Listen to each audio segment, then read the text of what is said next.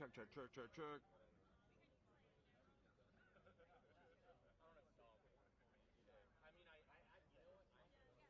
Hello, hello, hello. Why am I not getting levels?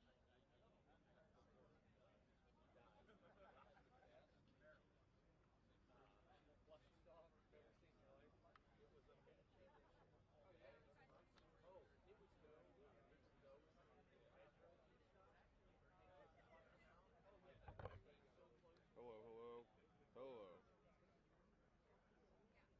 Why is the input level so low today?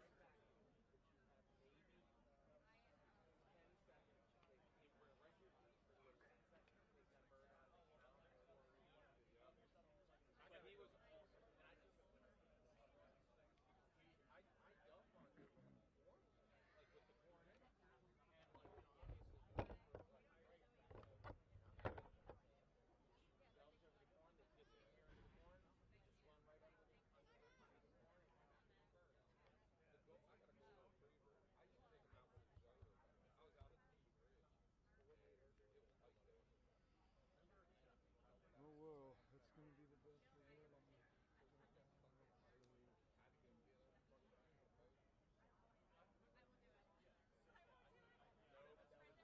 You want me to move?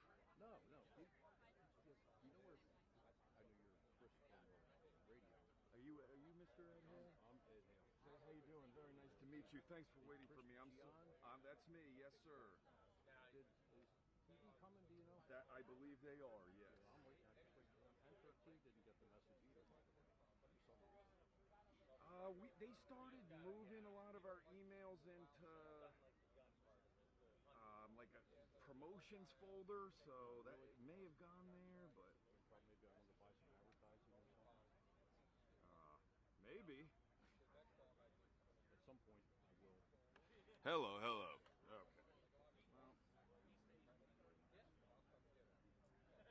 Hello, hello. Finally, okay, we are in business. Ready to get started. Yep.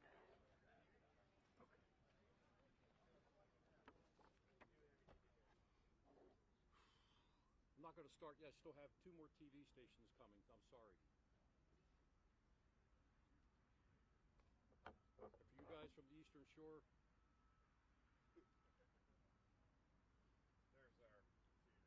There's our TV. Okay. This is just for, trust me, just your own video. Okay.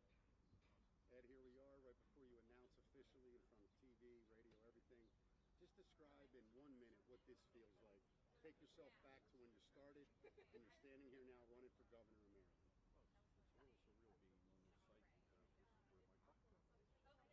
Oh, it's a little surreal being on this site because this is where my truck goes. 50-foot office where we were showing to the right. And I had a lot of trucks and a little shop here. And we have junk there. It's pretty cool. Let's look at this, Ed. I mean, it's really unbelievable to see these people turned out for you in this beautiful view. Yeah. Uh-huh.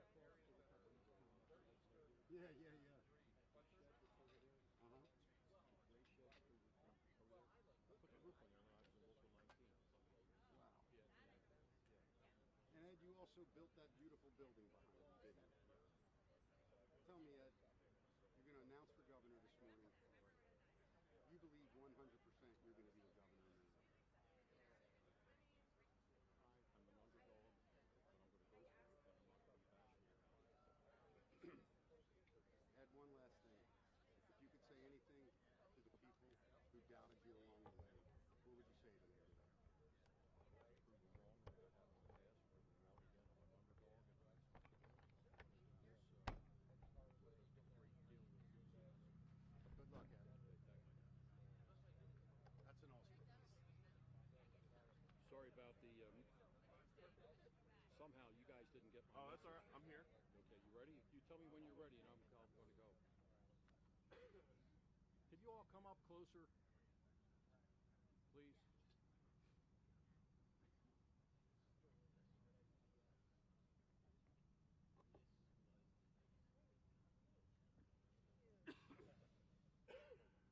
Is 13 here, WJZ?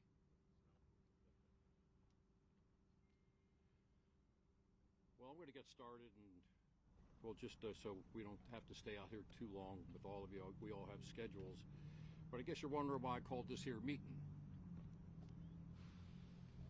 It's been this site right here. If you take a look at this picture, is where I started my trucking business back in 1975. This was the first real serious place that I had, and I did it right here with a 10 by 55 foot office trailer. This is 5.35 acres, and it was a junkyard, and it was a dump full of you know what, and it was cleaned up. And if you look behind me, you can see what Canton has become since. I'm here to announce that I'm going to run for governor as a Republican. I didn't know what I was going to do until I did all the due diligence that I had to do with Patrick Gonzalez and some of my trusted volunteers and friends here that are all here today, and thank you all for coming. I'm running for governor of the state of Maryland. I'm not running for president of the United States like Wes Moore is. He is number 6. He's at 6% along with AOC and 6% with Kamala Harris in the national poll. He says he's not running for president, but that's not true. And I think everybody knows about that, and he should be called out for that. I'm going to be here to be the governor of the state of Maryland. Here is where I started my trucking business. But I'll give you a quick story before Channel 13 gets here. I own this property. I got a SBA loan and did it. The loan was for $250,000. Took everything I had in 1977. And one day, Mayor Schaefer, who I did not know, sent a guy over, Mark Wasserman. He comes over to my trailer and says, you know, the governor, or excuse me, the mayor would like to buy this property. And I said, for what? He says, it's going to make this the Gold Coast. So the Gold Coast is the promenade that goes around the entire harbor. And I thought that was just made absolutely no sense at all, because this was a total junkyard. And so I said, I just got this loan. I've got a 5-year payback for it, and I don't think I can sell it. He said, well, the mayor is not going to like this. So I get summoned down to City Hall, walk into City Hall, and Mayor Schaefer became Governor Schaefer, and I put him on my bank board, and we talked about this right up until he died. He's sitting in the grand room, the ceremonial room. So he says, I understand you're playing hardball, boy. And I said, well, Your Majesty. I said, I'd like to accommodate you, but I really can't do it because I have no place to go. He said, well, I'm going to send somebody over to do an appraisal on your property. And I had a $250,000 mortgage on the place. He said, I just want to be treated fairly. I'll look for another place to go, which I found another place to go, and it was the Champion Brick Factory in Rosedale. So at the time, I didn't know where I was going to go. I walked out of there like bewildered, what am I going to do? And I found the place, and I ended up buying that place after the city came to me and told me what they were going to give me. And this is when my life changed. I got $2,300,000 for that. I walked out of the settlement, and I'm standing at city. I'm in my jeans and a T-shirt, and I'm standing there. I had a check for $2,069,000. That's how America starts. I took that and bought barges, tugboats, invented a barge service that's still in the works today, from the 80s. It never happened before, and I just figured I would find a way to move steamship containers and do it in a more efficient way, and I did it. And I ran from Norfolk to Baltimore to Philadelphia to New York, and then ultimately to Boston. I had 4 tugboats, 7 barges, 2 of which I built at Bethlehem Steel when I was a kid. I worked at Bethlehem Steel, and I was a laborer there, and I ended up doing 2 constructions there. I called up Bethlehem Steel. I said, you know, I just gotten out of the Air Force, and I said, listen, I'm going to come down there. I used to work there. We're not hiring. I said, no. I'd like to build a couple barges, which I did. So I didn't forget. I was loyal to Bethlehem Steel. I was in the Steelworkers Union, and I was loyal to them. And everybody in my neighborhood worked at Bethlehem Steel. When you get out of Sparrows Point High School, that's where you went. And I'm going to get right to the point again. This all started with trucks, barges, tugboats, and then I ended up chartering ships from the Hong Kong Shanghai Bank.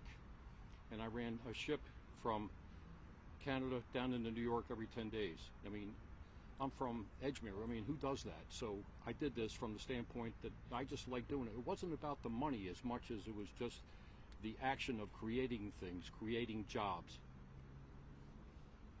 The next thing I did, which was a little out of whack, was I bought the Baltimore Blast in 1988. There were 10 guys that owned the team. They were fighting with each other over cash calls, and I bought it from them. And today, 2025, I'm the longest standing professional soccer team owner in America, in American history. 1991. I get turned down for a loan at the Bank of Baltimore, which was the old Savings Bank of Baltimore. Many of you, I'm the oldest person here, but we had the Savings Bank of Baltimore started in 1818, and let me see, it was 1985 it went public to become the Bank of Baltimore. So they called me up and said, we'd like to loan you money. I was borrowing at the time for my tugboats, barges, ships, blah, blah, blah, everything, $26 million. We would like to loan you money and take you out of Maryland National Bank where I was. And I said, fine. They said, we're going to do this loan. We're just have to get it rubber stamped. This is key. Rubber stamped by the Blue Blood Board. We're going to get it rubber stamped, and we're going to make this loan. So I'm great, thank you. The terms, the conditions were better. They turned me down because I was from the wrong side of the tracks. To say that angered me and insulted me and insulted many of you here, that really, really was not correct. It was not right. So what I did was I was approached in March 15th, 1991. Would you do a hostile takeover of the Bank of Baltimore? I said, what do I have to do? And they told me the rules, regulations, the SEC, the FDIC, and so forth. And they told me September 11th, 1991, not 2001, 1991, I won the proxy fight, and I fired all those people.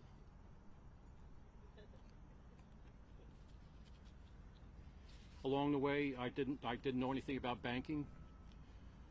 I didn't know anything about banking other than being on the other side of the desk and making loans. And that was it. Along the way, also, I built hundreds of buildings and did lots of fit outs.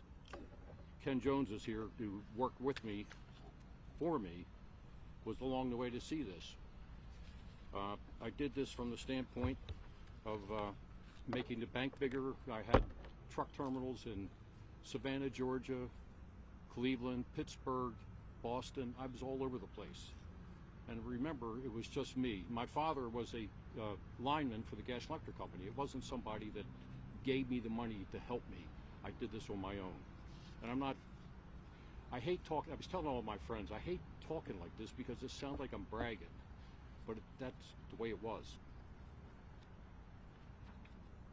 So the big thing here is I like building things. I like making things. I like hiring people. That's the way it is. What we have right now are these career politicians and smiling faces that really, really don't give a shit. You all know it. I do. I care. What I'd like to do is I want to attack what we all know is a problem. I think we have dishonest people telling us things that are just not true, making us try to make us believe that these things are true, that the taxes are not going up, fees are not going up. We all know it's not true. I'm going to try to attack all these things and see what we could do to stop this. How about this?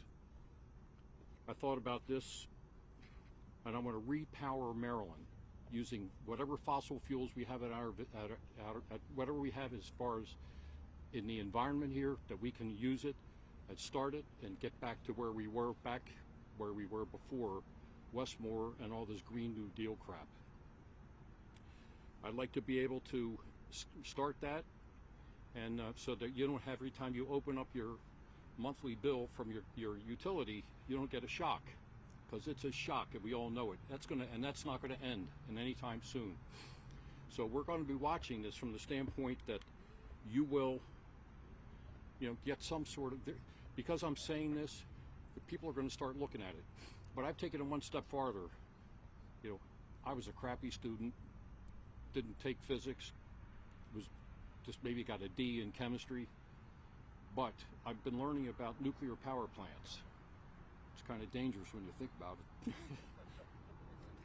So I think that we could possibly do something like this, like France, like some of the western states have these smaller nuclear power plants to help supplement our electric here, so we don't have to pay these exorbitant bills that keep on coming. One of the things I've always done too is create jobs. This guy is saying that we got all these. And one day, literally said one day, we have created all $100,000 jobs. The next day, the front page of the Sun papers, Maryland lost 8,700 jobs. And that's just, I'm just telling you what I'm seeing. What I would do is what I've done in the past. As a private sector person, I would do the best I can to go, and I did this with Governor Schaefer, Mayor Kurt Schmoke, and I would go overseas and try to get business brought in here, which I did for, in Denmark, Norway, Saudi Arabia, Israel. I've been all over the place, and I've done this. And I like to do the same thing here, generate jobs, make this more of a good place to come. And here's a big one too. We have builders that are in here and people that get permits. We need to stop this crazy bureaucracy that really stops us from getting permits to do anything. This gentleman right here could talk for a long time about it. He's from Kent County. You can't build a new house in Kent County because some clown in the state won't allow a perk to start doing the work. What's that about? You don't want to build houses. You don't want to build things on the Eastern Shore here, Maryland. And what about this? We have Six Flags, the FBI, and the Washington Commanders. I've been saying this since I've become a politician, which was about 4 months ago. They are leaving our state, and you know why? Because nobody's talking to Six Flags. Nobody is talking to the commanders to keep them in Maryland. But I'll tell you who's talking to the FBI, and that's Donald Trump. Now, I am not a Donald Trump guy. I want to make that very clear. I would work with him, but I would tell you right now, I would stop poking the bear about the FBI coming here. The FBI was going to come to Baltimore, or to Greenbelt. Barbara Mikulski was working on that back when she was in office. She worked very hard. She was a fantastic job creator and a person that was really good at job retention here. She was the one that really did this. And then it changed when Westmore, who's running for president, is saying Donald Trump is bad, bad, bad, bad, and he's poking the bear. And that's what has happened here. And it's gotten to the point where Donald Trump said in the press, why am I going to go to a liberal state like Maryland? We're just going to get a building in D.C. and we're going to fix it up. Why? What is wrong with this? You have to have some pragmatism and common sense just to keep this, so that you know that you're going to be doing the right thing to make jobs in the state of Maryland. Because God knows there's a lot of jobs in PG, Montgomery County have gone because of all Doge and all those other things that people have looked at. Now we need to get jobs, and I'd like to see us do that again, but do it on the private sector side. I have a partner, a friend of mine here, that we're going to look at bringing a company here. It'll remain nameless, and we're thinking about maybe not doing that because of this tech tax that's now here. So you got electric, tech tax, you got a tire tax. You're going to go out and put tires on your pickup truck, $4 a tire more. What the hell's that about? You know, if Joe Corelli's here, he's got a whole fleet of trucks. What are you going to do, Joe? You know, you got to add another $4 on every tire.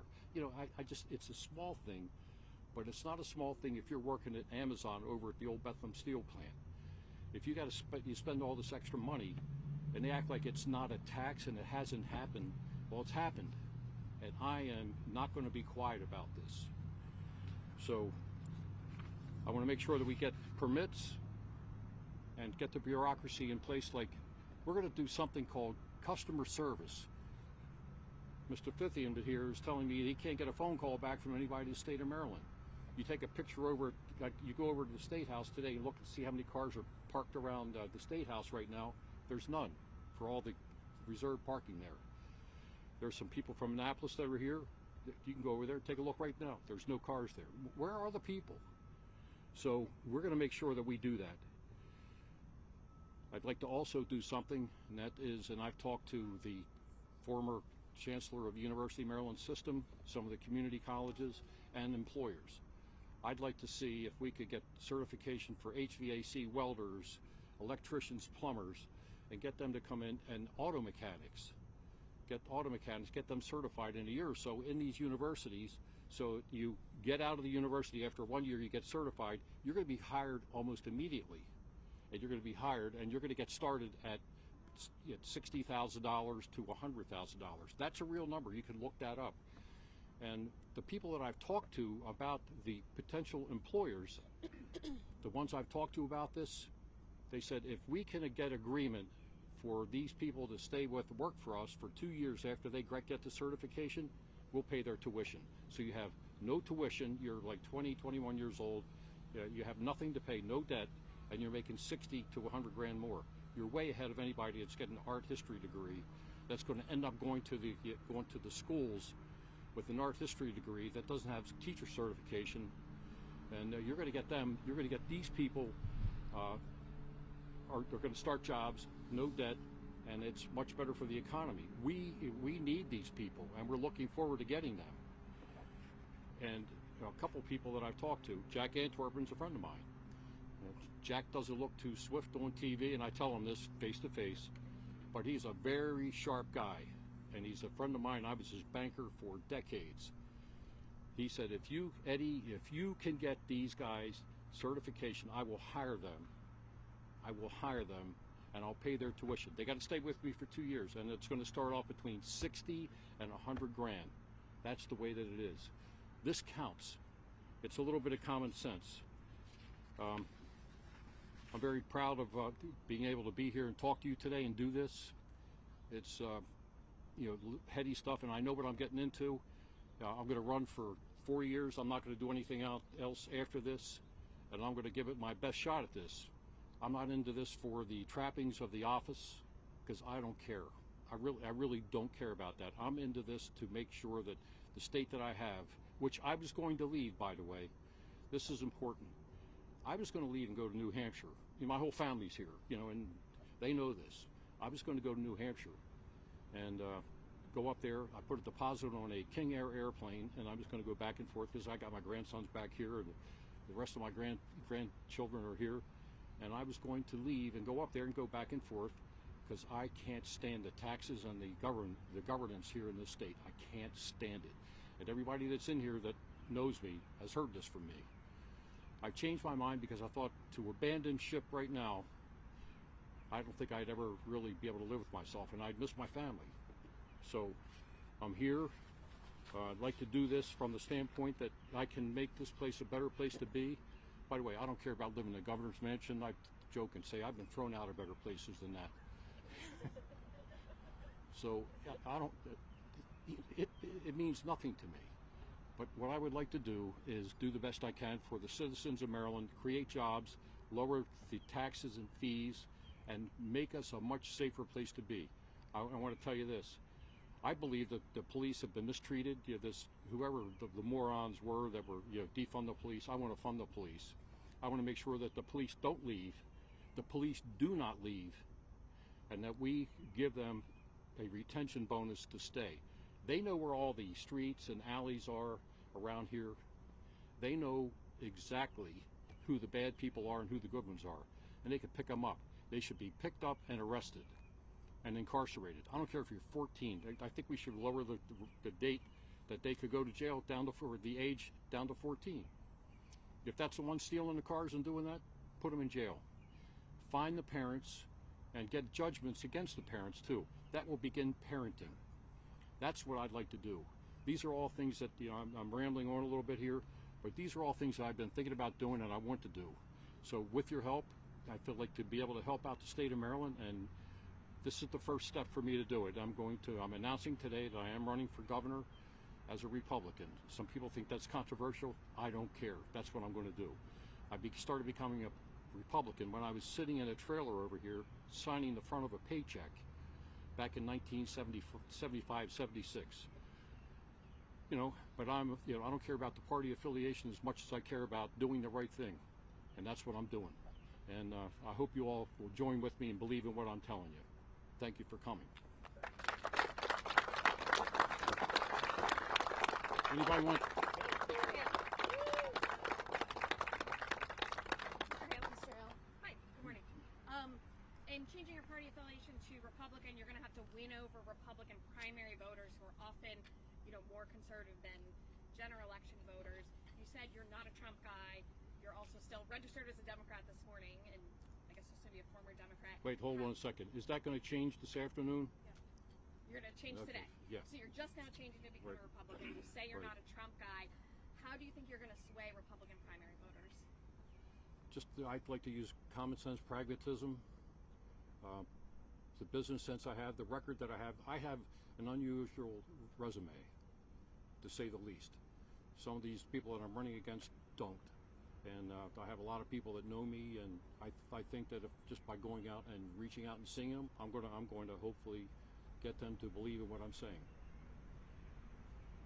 Mr. Hale, following up on Pam's question, why are you switching parties to run as a Republican? There's no way I could win running against Westmore with that machine he's got. There's no way. He takes all the money and oxygen out of the room, and I can't do it. I'm a pragmatist, and you know, I'm a moderate person. Just that's the way I am, and I don't believe I had a chance, based on the polling that was done, to beat him. I had a chance, but it was not as good as I think is what I would have running as a Republican. Mr. Hale, to follow up on, I'm so sorry. No, it's okay, go ahead. To follow up on your response, you're currently a registered Democrat. You're changing party affiliation to run because you just said that you don't feel like you can beat Westmore and the Democratic machine, quote unquote. Are you concerned that people will perceive you as like a flip-flopper I don't care. or not loyal? You want to know in a sentence? I don't care. Piggybacking off of that, if you say that you don't care how people perceive you, how are you expecting voters to support you if you don't care how they perceive you and you don't seem to have a party alliance? How are voters expected to trust where your values lie if you're willing to leave one party because you say that you don't view a path to success? I let my record speak for itself. I've created jobs. I've built things. I've been fair to a lot of people. I've made billions of dollars of loans all around within a 2-hour car ride of here. I've done that. And if you want to talk about a label for me, I'm the wrong person. You know, I'm a person that's been. You're born in Baltimore, in East Baltimore. I was born not too far from here. You're automatically a Democrat. But I stopped even thinking about party affiliation, except for when I voted. What you have to do here in this state, if you are building anything, I don't care who you are, if you're building anything, you have to go with the party that's in place. So you have somebody to call to get a permit. I can sugarcoat it any way you want, but that's the truth.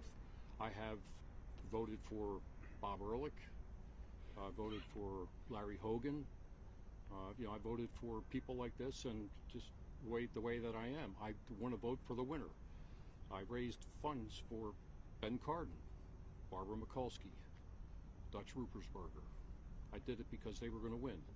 If you don't do that, you're just not very pragmatic or prudent. I run a business where I have to make the payroll. I ran businesses where I had stockholders, and you have to do the best for them. Party affiliation didn't really mean that much to me. It really didn't. And I looked at the study with Gonzalez, and it was pretty clear that this is the best way for me to go. And people don't believe me. What can I tell you? And just a quick follow-up. You said that you're not a Trump guy. We know that the president has made several comments about Baltimore recently. Are you concerned about the president, getting involved in this race at all? And if you say that you're not a Trump guy and you're running as a Republican, meddling in this primary at all? Well, I'm not looking for his help whatsoever. I'm not. I'm pragmatic enough to know if Trump was going to say, I want to help Hale. To me, that's detrimental to me, and I don't want to do that. But I'm going to tell you right now, if I become governor, I'm not going to poke at him because I'm running for some other office. That's what's happening with him. Everybody knows who Trump is.